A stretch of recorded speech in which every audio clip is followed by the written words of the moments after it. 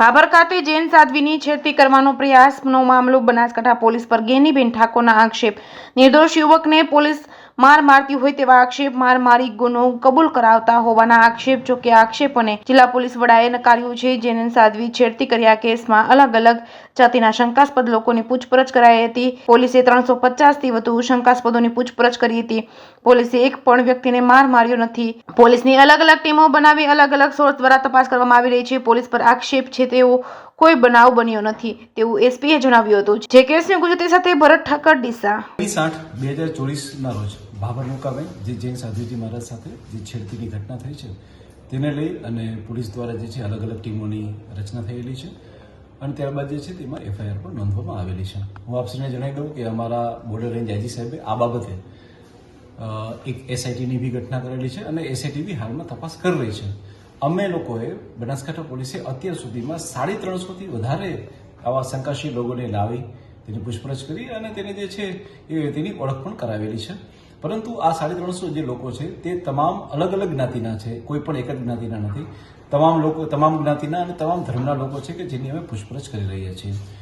હું આપ લોકોને વિશ્વાસ દેવા માંગુ છું કે પોલીસે આ 300-350 જેટલા બી લોકો બોલાવ્યા છે આમાંથી કોઈ પણ વ્યક્તિની ના તો કોઈ મારપીટ કરી છે, ના તો કોઈ એમનું માન સન્માન ખવાય એ રીતની કોઈ વસ્તુ કરી છે। અમે અમારા ટેકનિકલ ઇનપુટથી, ટેકનિકલ સોર્સથી અને હ્યુમન ઇન્ટેલિજન્સના સોર્સથી અમે જે છે તપાસ કરી રહ્યા છીએ। આજ દિન સુધી કોઈ પણ સામાન્ય ટાર્ગેટ કરો એ બનાસકાંઠા પોલીસનું કોઈ દિવસ એવું રહ્યું નથી। જેથી કરીને આ જે આક્ષેપો છે જેમાં કોઈ એક સમાજને ટાર્ગેટ કરવામાં આવે છે કે પોલીસ દ્વારા કોઈની મારપીટ કરવામાં આવે છે તેવો એક પણ બનાવ અત્યાર સુધી અમારા ધ્યાન ઉપર આવેલો નથી।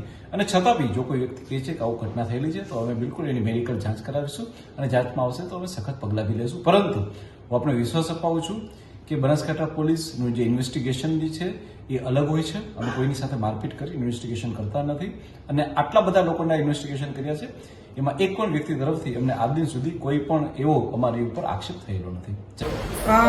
ભાભર નવા 19 તારીખે પૂનમના દિવસે એટલે કે તારીખ 19/8/2024 રોજ સાધ્વીજી જોડે એક છેડતીના ભાગરૂપે જે ઘટના બની હતી એના તપાસના અંતે અનેક આ વિસ્તારના યુવાનોને પોલીસ સ્ટેશનમાં બોલાવીને એમના પૂછપરછ કરવામાં આવી। પૂછપરછ કરે એમાં વાંધો ના હોય એ પૈકીના કેટલાક યુવાનો એમને 21 તારીખે પોલીસ સ્ટેશનની અંદર જે અલગ અલગ અધિકારીઓ, પોલીસ અધિકારીઓ, એલસીબી હોય, એસઓજી હોય, એમને પોલીસ સ્ટેશનમાં બોલાવીને પોલીસને જે પ્રક્રિયા કરવાની કે તપાસ કરવાની છૂટ હોય પણ એની સાથે નિર્દોષ લોકોને હેરાન કરવા માટેની કોઈ છૂટ ના હોય।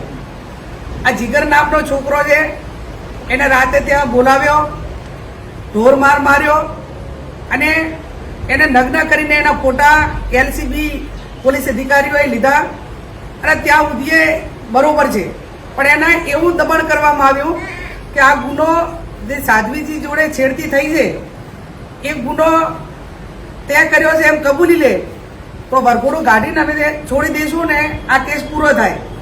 આ પોલીસની માનસિકતા દર્શાવે છે કે ઠાકોર સમાજના છોકરાને ઢોરમાર મારીને પરાણે ગુનો કબૂલવા માટે મજબૂર કરે છે બનાસકાંઠાની એલસીબી પોલીસ।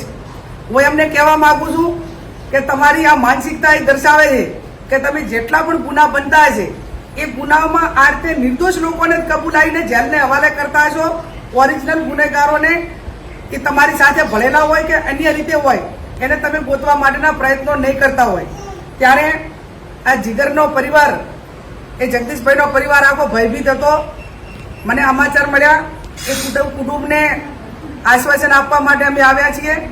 હું પોલીસના ઉગ્ર અધિકારીઓને આગ્રહભરી વિનંતી કરું છું અને અપેક્ષા રાખું છું કે એક ધર્મ ઉપર એટેક થાય ત્યારે જ્યારે આ ઘટના બની ત્યારે હું મહારાજ સાહેબોને મળી હતી, પોલીસ સ્ટેશન એસપી આવ્યા હતા ત્યાં ગઈ હતી, એમને ગામની આખી સભા રાખી તો એમાં પણ મેં કીધું હતું કે સાચો ગુનેગાર હગો મારો ભાઈ હોય તો એને છોડવાનો નથી અને કાયદો કાયદાનું કામ કરે।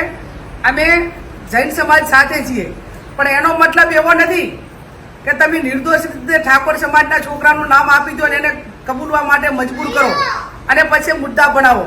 ત્યારે આવા અધિકારીઓને જે સાધ્વીજીની સાથે જે ઘટના બની એના ગુનેગારોને પકડવાને બદલે, ઓરિજિનલ ગુનેગારોને પકડવાને બદલે આવા નિર્દોષ લોકોને ખોટી રીતે હેરાન કરી રહ્યા છે અને એમને આજીવન અને એક આખા સમાજને બદનામ કરવા માટેનું કામ કરી રહ્યા છે. તો એ બે અધિકારીએ કીધું છે આ